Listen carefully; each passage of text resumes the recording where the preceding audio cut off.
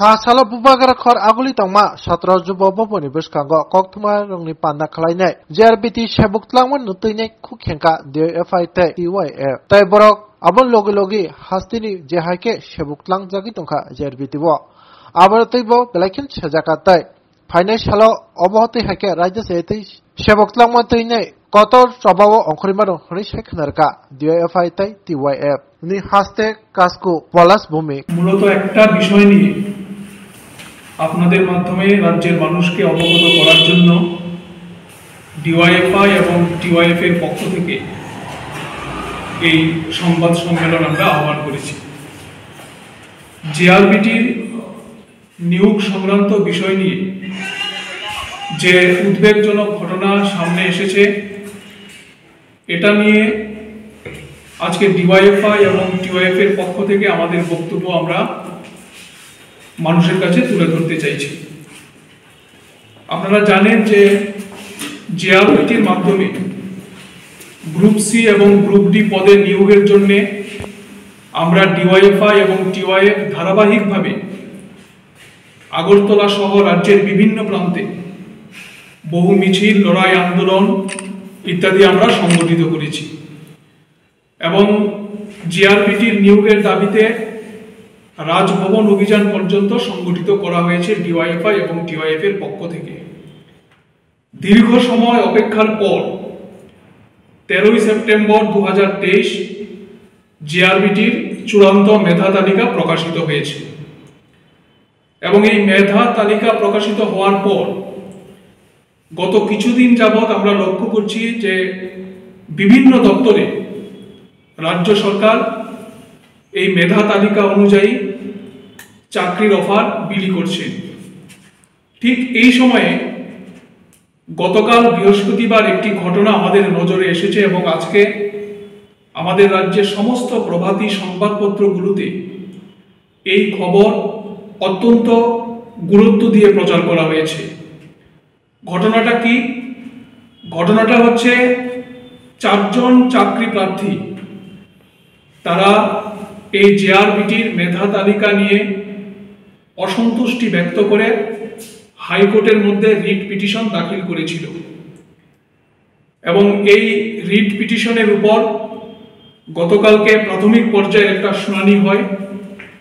এই শুনানিতে ত্রিপুরা হাইকোর্টের প্রধান বিচারপতির বেঞ্চ একটা নির্দেশ জারি করে যাতে বলা হয়েছে যে 5 জন রিট আবেদনকারী মামলা করেছেন এই জেআরবিটির মেধা তালিকা নিয়ে, দেখা যাচ্ছে যে তাদের থেকে কম নম্বর পাওয়া সত্ত্বেও অনেকে চাকরির অফার পেয়েছেন, মেধা তালিকায় তাদের নাম প্রকাশিত হয়েছে, কিন্তু তারা চাকরির সুযোগ থেকে বঞ্চিত।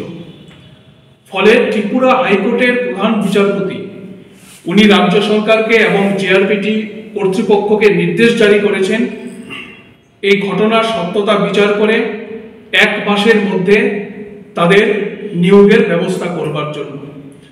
আপনারা জানেন যে জেআরবিটি নিয়ে বহুদিন ধরেই নানান ধরনের ঘটনা কিন্তু আমাদের সামনে এসেছে।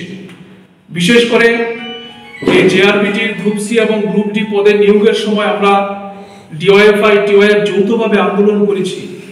বহির্রাজ্যের ছেলে মেয়েদের চাকরির সুযোগ দেওয়ার জন্য পিআরটিসির যে বাধ্যতামূলক ব্যবস্থা ছিল এটাকে তুলে দেওয়া হয়েছিল এবং রাজ্য সরকার একরকম ঢাকঢোল পিটিয়ে এটা প্রচার করেছে বিভিন্ন সময়ে যে নিয়োগের স্বচ্ছতার জন্য এই জিআরবিটির মাধ্যমে নিয়োগের ব্যবস্থা করছে রাজ্য সরকার। কিন্তু আজকে এই চাকরির অফার ছাড়ার সাথে সাথেই একটা কেলেঙ্কারির ঘটনা কিন্তু আমাদের নজরে এসছে। এটা আমরা ডিওয়াইএফআই এবং টিওয়াইএফ দাবি করছি না। ত্রিপুরা হাইকোর্টের প্রাথমিক যে অবজারভেশন, এই প্রাথমিক অবজারভেশনে আমরা 3টি জিনিস বলতে পারি। নিয়োগ প্রক্রিয়ায় অস্পষ্টতা স্পষ্ট এবং যোগ্যতা সম্পূর্ণ বেকার যুবক যুবতীদের জীবন নিয়ে ছিনিমিনি খেলা চলছে। তার সাথে আমরা বলছি যে যোগ্য প্রার্থীদের বঞ্চিত করে খেয়াল খুশি মতো এই জেআরবিটির মেধা তালিকায় নাম প্রকাশ করা হয়েছে। আমরা ডিওয়াইএফআই এবং টিওয়াইএফ এর পক্ষ থেকে এই সংবাদ সম্মেলনের মধ্য দিয়ে পরিষ্কারভাবে দাবি করছি যে যোগ্য যারা চাকরি প্রার্থী আছে একজনও যোগ্য প্রার্থী যেন বঞ্চিত না হয়, তাদের চাকরির ব্যবস্থা করতে হবে এবং ঘটনার নিরপেক্ষ তদন্ত করে এই ঘটনার যারা দোষী, কোনো ধরনের যদি এখানে দুর্নীতি থাকে, এই দোষীদের কঠোর শাস্তির ব্যবস্থা রাজ্য সরকারকে করতে হবে। বারে বারে রাজ্য সরকারের তরফ থেকে এটা দাবি করা হতো যে স্বচ্ছভাবে নিয়োগ করা হবে, কিন্তু আজকে জেআরবিটির এই নিয়োগ প্রক্রিয়া কিন্তু কাঠগড়ায় এসে দাঁড়িয়েছে। এই জেআরবিটির মাধ্যমে এখনো পর্যন্ত যারা চাকরি পেয়েছে, আমরা এই চাকরির বিরোধিতা করছি না, আমরা চাইছি তারা চাকরিতে বহাল থাকুক, কিন্তু যোগ্যদের বঞ্চিত করে কাউকে চাকরিতে নিয়োগ করা যাবে না। এই ঘটনার যারা দোষী তাদের খুঁজে বের করে রাজ্য সরকারকে তাদের শাস্তির ব্যবস্থা করতে হবে। তার সাথে আরেকটা বিষয় আমাদের নজরে এসেছে, আমরা দেখছি এই জেআরবিটির মাধ্যমে বিভিন্ন ডিপার্টমেন্টে যাদেরকে অফার বিলি করা হচ্ছে, কারা অফার বিলি করছেন? মন্ত্রিসভার সদস্যরা অফার বিলি করছেন। আমরা কোনোদিন দেখিনি যে মন্ত্রিসভার সদস্যরা অফার বিলি করছে। পূর্বতন বামফ্রন্ট সরকার সময় রাজ্যে যখন বামফ্রন্ট সরকার ছিল, বিভিন্ন দপ্তরে হাজার হাজার চাকরি হয়েছে। কিভাবে তারা চাকরির অফার পেতেন? পোস্ট অফিসের মাধ্যমে নির্দিষ্ট যারা বেকার তাদের বাড়িতে চাকরির অফার পৌঁছে যেত। কিন্তু সস্তায় জনপ্রিয়তা অর্জন করবার জন্য মন্ত্রীরা তাদের ডেকে নিয়ে চাকরির অফার বিলি করছেন। আবার এই মন্ত্রীরাই এক এক সময় বলছেন যে এমএলএ মন্ত্রিসভার যারা সদস্য তারা চাকরি দেন না, চাকরি দেওয়ার দায়িত্ব তাদের না, এটা সরকার চাকরি দেয়, কিন্তু অফারটা বিলি করছেন মন্ত্রিসভার যারা সদস্য, মন্ত্রী মশাইরা। আমরা মনে করি এটা প্রচন্ডভাবে যারা চাকরি পেয়েছেন তাদের উপর মানসিকভাবে তাদেরকে এটা বোঝানো হচ্ছে যে অন্ধের মতো রাজ্য সরকারের পক্ষেই তোমাকে কাজ করতে হবে এবং অনেকটা দলতন্ত্র কায়েম করার জন্য এই চাকরি প্রার্থীদের তারা চাকরির অফার মন্ত্রিসভার সদস্যরা নিজেরাই বিলি করছে। রাজ্যের মানুষকে অবগত করবার জন্য আমরা আজকে এই প্রেস মিট আহ্বান করেছি। আমাদের পরিষ্কার বক্তব্য, এই জেআরবিটি যে ঘটনা সামনে এসেছে হাইকোর্টের পর্যবেক্ষণের পর, তার নিরপেক্ষ তদন্ত ক্রমে দোষীদের শাস্তির ব্যবস্থা করা, যোগ্য প্রার্থীদের চাকরির ব্যবস্থা করা এবং এই দাবিতে প্রয়োজনে আমরা ডিওএফআই এবং টিওএফ আগামী দিনে রাস্তায় নেমে মানুষের দাবিতে, যুব জীবনের এই সমস্যা সমাধানের দাবিতে আমরা আন্দোলন সংগঠিত করতে আমরা পিছপা হব না।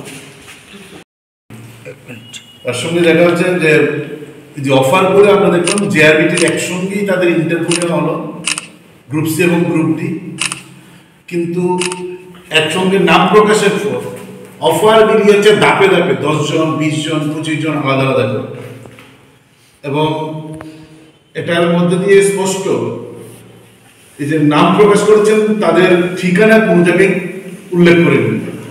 এবং আমরা প্রথম থেকেই দাবি করছিলাম যে রাজ্যের বেকারদের সর্বোচ্চ সুযোগ সেখানে দেওয়া। আমাদের রাজ্যের বেকারত্বের হারে গোটা দেশে আমরা প্রথম 2 কিংবা 3-এর মধ্যে থাকছি, কিন্তু দেখা যাচ্ছে ঘুর পথে কোনো না কোনোভাবে একটা বড় অংশের অফার যাচ্ছেন বহিরাজ্যের যুবক যুবতীদের হাতে। এতে করে রাজ্যের বেকার যুবক যুবতীরা যেমন বঞ্চিত হচ্ছেন, রাজ্যের সাথে এটা এক ধরনের সরকারের প্রতারণা। আমরা তার বিরোধিতা করছি। অফার বিলি যা করছেন সরকারের মন্ত্রীরা মন্ত্রিসভার তার দপ্তরে নিয়ে গিয়ে অফার তুলে দিচ্ছেন। মন্ত্রিসভার দায়িত্ব হচ্ছে পলিসি মেকিং করা, পলিসি তৈরি করা, অ্যাডমিনিস্ট্রেশন না। অফার বিলি করার দায়িত্ব হচ্ছে অ্যাডমিনিস্ট্রেশন। তারা তাদের দপ্তর থেকে পোস্ট অফিসের মাধ্যমে পোস্ট অফিসে যারা চাকরি করেন তারা যারা প্রাপক তাদের বাড়িতে অফার যাবেন, তারা নিয়ে যাবেন। পোস্টম্যান, অবাক করার মতন বিষয়, এই পোস্টম্যানের দায়িত্ব তুলে নিচ্ছেন খোদ মন্ত্রীরা। এই পোস্টম্যানের দায়িত্ব মন্ত্রীরা কখন তুলে নেন? নিশ্চয়ই তার পেছনে একটা অসৎ উদ্দেশ্য, একটা বদ উদ্দেশ্য থাকে। যদি বদ উদ্দেশ্য না থাকতো পোস্টম্যানের দায়িত্ব কেন মন্ত্রী পালন করবেন? আমাদের প্রশ্ন হচ্ছে সেখানে। মন্ত্রিসভার মন্ত্রী তার দপ্তরে নিয়ে গিয়ে অফার বিলি করছেন। গত কয়েকদিন আগে 10টা অফার তুলে দিচ্ছেন মন্ত্রী তার মহাকরণে ডেকে নিয়ে গিয়ে। এই কালচারের মধ্য দিয়ে দুর্নীতি আমরা দেখেছি। তার আগেও এই যে হচ্ছে গোটা সরকারটা 3টা বিষয়ের উপর দাঁড়িয়ে আছে। যে ত্রিফলা হচ্ছে দুর্নীতি, নেশা আর তুল্লাবাজ, এই তিনটার উপরে বিজেপি আর বিজেপির নেতৃত্বে এই সরকারটা চলছে। ফলে এই যে আমাদের জেআরবিটি নিয়ে তার আগে দেখেছিলাম যখন টিএসআর এর সম্ভবত অফার ছাড়া হয়েছিল, সেদিন চরিলামের বিজেপির নেত্রী বলেছিল যে আমি এত লক্ষ টাকা বিজেপির নেতাকে দিয়েছি, তারপর আমার অফারটা আসেনি। সেদিন কিন্তু স্পষ্ট হয়েছিল যে চাকরিতে ব্যাপক দুর্নীতি হচ্ছে। এখন যে কোর্টের যে অবজারভেশন যা বলছেন, এখনো যারা সঠিকভাবে নাম্বার পেয়েছেন তারা আরটিআই করে তাদের নাম্বার বের করেছেন, এখনো পাচ্ছেন না। ফলে এখানে আমরা সন্দেহ প্রকাশ করছি এবং গোটা সরকারটা যে আগাগোড়া দুর্নীতিগ্রস্ত তাতে কিন্তু কোনো সন্দেহের জায়গা নেই। কিন্তু আমরা চাইছি এই প্রশ্নে কোনো বেকারের চাকরি থেকে যারা চাকরি পেয়েছেন তারা যেন বঞ্চিত না হয়, যারা চাকরি পাওয়ার যোগ্য তারা যেন বঞ্চিত না হয়। এটা সিরিয়াসলি সরকারকে দেখতে হবে, আর আগাগোড়া দুর্নীতি থেকে সরকারকে বেরিয়ে আসতে হবে। প্রেস মিট থেকে আমাদের রাস্তায় দাঁড়িয়ে আমাদের এই কথাগুলো বলতে যেন সরকার বাধ্য না করে।